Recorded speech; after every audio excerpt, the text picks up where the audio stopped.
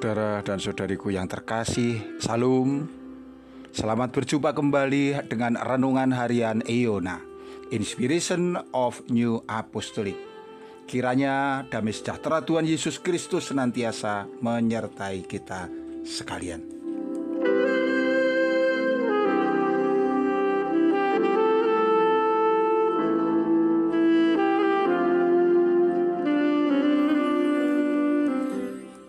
Kita akan membaca dasar firman untuk renungan kita terambil dari surat Efesus pasal 5 ayat 8. Memang dahulu kamu adalah kegelapan, tetapi sekarang kamu adalah terang di dalam Tuhan. Sebab itu hiduplah sebagai anak-anak terang.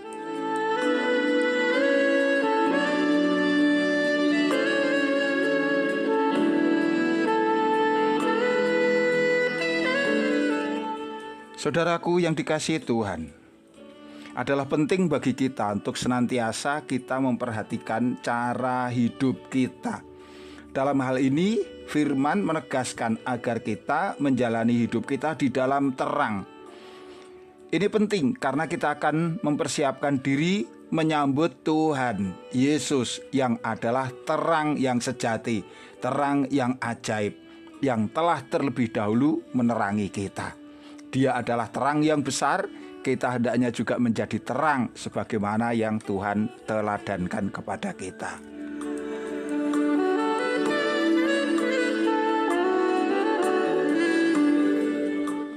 Kalau kita membaca surat Efesus pasal 5 ayat 8 tadi, maka di sana kegelapan dan terang ini tidak hanya dipahami sebagai sebuah daerah-daerah atau wilayah-wilayah yang berbeda. Ada wilayah yang gelap, ada wilayah yang terang. Kemudian kita boleh memilih mana yang kita sukai. Kita apakah tinggal di tempat yang gelap ataukah yang terang. Bukan itu. Ya, jadi tidak ada masalah kalau misalnya engkau tidur suka gelap, gak apa-apa. Engkau tidur nggak bisa tidur kalau suasananya gelap, harus terang, tidak apa-apa. Bukan itu maksud dari perumpamaan ini. Melainkan kegelapan atau terang itu menunjuk kepada cara hidup manusia itu sendiri, jiwa manusia itu sendiri, hati, roh manusia itu sendiri. Apakah dia telah dikuasai oleh terang, yang dalam hal ini adalah Tuhan Yesus Kristus, atau sebaliknya ia telah dikuasai oleh kegelapan, yaitu roh penyesat, iblis atau si jahat.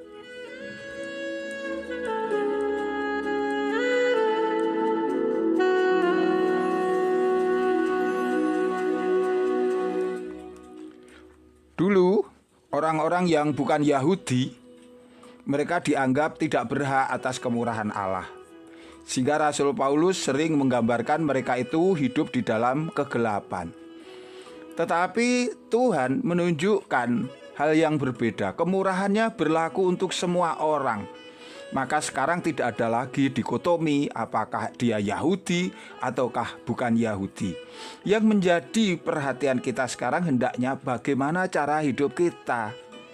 Apakah kita masih mengabdi kepada kegelapan, ataukah kita yang telah menerima Tuhan Yesus Kristus benar-benar telah menjadi terang, di mana oleh karena janji baptisan, oleh karena kelahiran kembali melalui air dan roh, ada sebuah perubahan, penguasaan yang mengikuti, di mana yang semula kita jauh dari Allah kini menjadi dekat. Di mana yang semula kita tidak memperhatikan Tuhan, kita kemudian setiap saat rindu kepada Dia. Di mana manusia itu yang semula arahnya kepada kebinasaan atau kematian, kini boleh mengarah kepada Tuhan, ke dalam hidup yang abadi dengan Dia.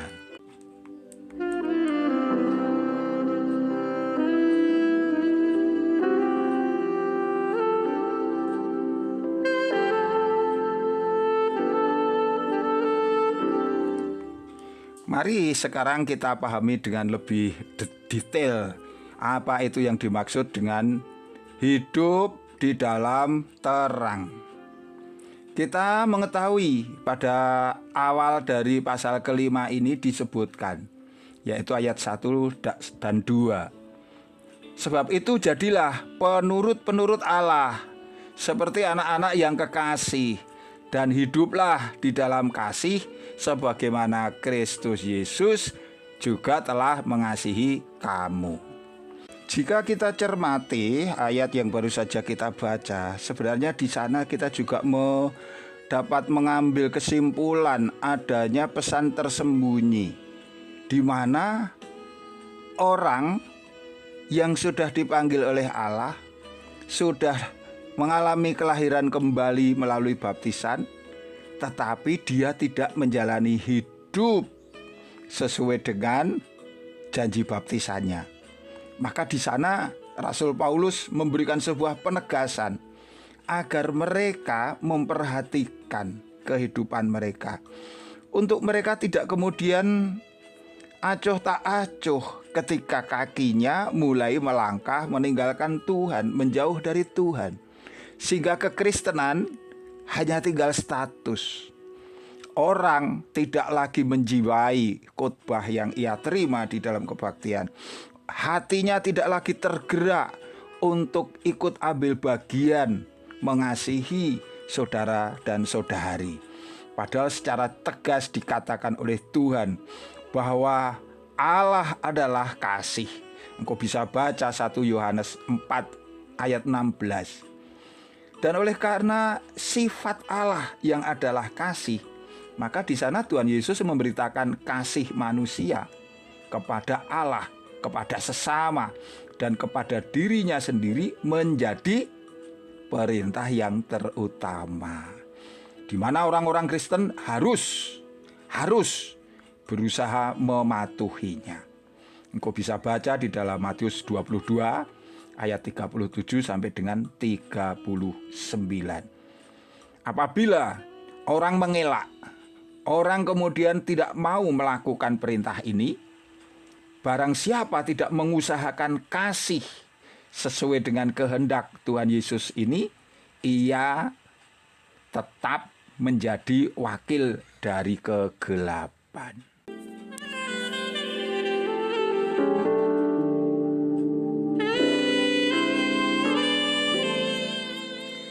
Keputusan orang ingin tinggal di daerah penguasaan yang mana, apakah yang gelap, apakah yang terang, di mana mereka ingin hidup dan bergantung, apakah kepada kegelapan ataukah kepada Allah, ini sungguh tidak terletak kepada Allah, tidak bergantung kepada Allah, melainkan bergantung kepada diri manusia itu sendiri.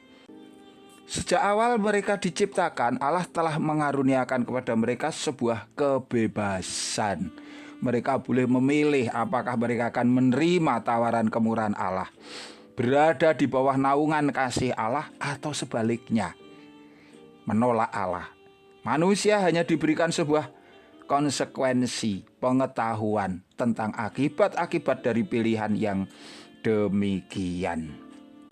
Hal yang perlu terus kita hidupkan, bahwa Allah begitu penuh murah, telah berkenan menerima kita dengan keadaan kita yang penuh dosa, penuh dengan kenistaan kekurangan, diangkat menjadi anaknya melalui kelahiran kembali di dalam baptisan kudus, di dalam kemeteran kudus.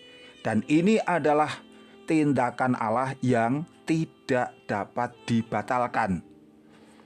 Oleh karena itu anak-anak Allah boleh mengandalkan dengan teguh akan hal ini. Mereka dipilih dan dipanggil sebagai bagian dari imamat rajani setelah kedatangan Kristus kembali di dalam kerajaan damai untuk mendampingi Dia.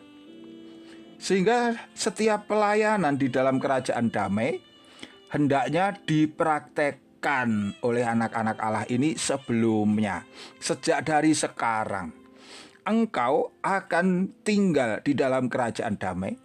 Apa saja peraturan-peraturan yang ada di sana, apa saja ketentuan yang ada di dalamnya, kita harus mulai mengakrabkan diri dengan hal itu mulai dari sekarang, sejak kita masih berada di bumi.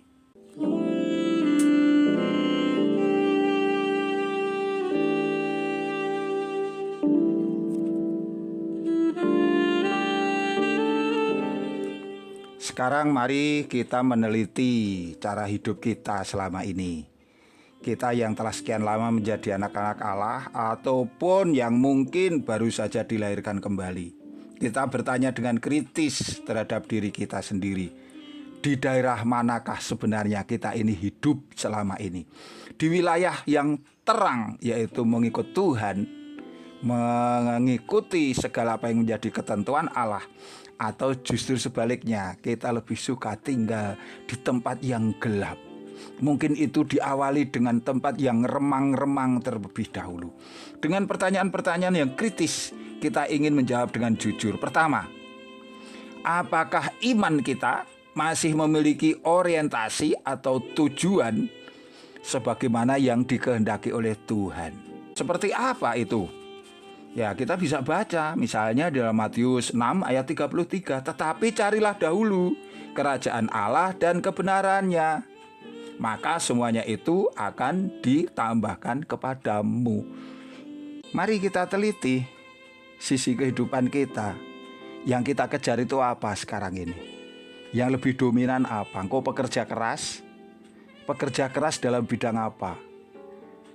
Ya biar hidup saya sukses, saya ingin naik pangkat, saya ingin orang menghormati saya dihargai orang banyak. Oke, itu penting. Tetapi yang paling penting bagimu apa? Jikalau jawabannya bukan kerajaan surga di tempat yang teratas, maka sebenarnya kita telah berada di tempat yang remang-remang. Atau mungkin kita telah menjadi bagian dari kegelapan di mana kita tidak lagi mementingkan keselamatan jiwa. Pekerjaan kita hanya dikejar-kejar kebutuhan materi, cita-cita, keinginan untuk dapat mengalami kemakmuran secara fisik. Ini kita harus hati-hati. Kemudian yang kedua, apakah motivasi kita di dalam kita berjalan bersama Allah? Ya, ketika kita bertemu dengan banyak orang yang beribadah, kita pasti hanya bisa melihat bentuk luarnya. Oh, mereka rajin. Oh, mereka bersungguh-sungguh mendengarkan firman. Oh, mereka sedang berdoa dengan kusuk dan lain sebagainya. Tapi pernahkah kita juga meneliti kepada hidup iman kita sendiri? Bukan hanya pada tampak luarnya. Saya yakin kalian masih aktif dengan doa-doamu, dengan kegiatan ibadahmu, tetapi apakah engkau memiliki motivasi yang benar? Di dalam Lukas 18 ayat 9-14, di sana Tuhan Yesus memberikan sebuah perumpamaan orang Farisi dan pemungut cukai, mewakili dua kelompok yang sungguh berbeda. Orang Farisi digolongkan orang-orang terhormat, terpandang. Pemungut cukai digolongkan sebagai orang yang berdosa. Tetapi tatkala keduanya berada di dalam bait Allah untuk beribadah, mereka menunjukkan motivasi yang berbeda. Orang Farisi menyombongkan dirinya dan mengatakan di hadapan Tuhan segala kebaikannya, menuntut ganjaran, menuntut upah. Sementara orang pemungut cukai, dia menyadari dirinya yang berdosa. Dia malu di hadapan Allah. Dia merendahkan diri dan menempatkan dirinya di bawah kemurahan Allah. Jikalau kita sebagai umat Allah masih suka menyombongkan diri, hanya ingin dihormati tetapi enggan menghargai orang lain, hanya ingin kita ditempatkan di depan sementara kita tidak mau melayani, sesungguhnya kita ada di dalam masalah iman. Kita telah berada di wilayah yang gelap. Engkau hanya tampak indah dari sisi luar sebagai orang-orang Kristen yang aktif, tetapi hatimu, motivasimu gelap. Kemudian yang ketiga, apakah kita mengenali diri kita dengan karunia-karunia yang telah Allah percayakan kepada kita secara pribadi, dan menempatkannya itu menjadi berkat untuk orang-orang sekitar kita. Saya yakin setiap pribadi, setiap orang memiliki karunia tersendiri. Itu bisa berupa bakat-bakat di dalam bidang musik, bisa berupa kelimpahan materi atau harta benda, bisa kesempatan-kesempatan untuk bekerja. Semua itu adalah karunia Allah, dan secara spesifik engkau bisa menyebutkannya masing-masing, membuat daftarnya demikian panjang. Tetapi yang menjadi pertanyaan, apakah engkau suka berbagi karunia Allah itu kepada sesamamu? Jikalau engkau menganggap bahwa itu semua hanya untuk aku, Tuhan memberikannya, mengaruniakannya khusus untuk aku tidak mau berbagi dengan orang lain, di sanalah engkau sebenarnya berada pada kegelapan. Saudaraku, perintah untuk menjadi terang ini serius, agar kita tidak mengabaikan. Bertempat tinggal di tempat yang gelap menjadikan kita kehilangan arah, dan akhirnya kita tidak akan pernah sampai kepada tujuan iman kita untuk patut bersama Tuhan. Tuhan akan menolong kita, usaha kita tidak akan sia-sia sepanjang kita mengandalkan kepada Dia. Amin.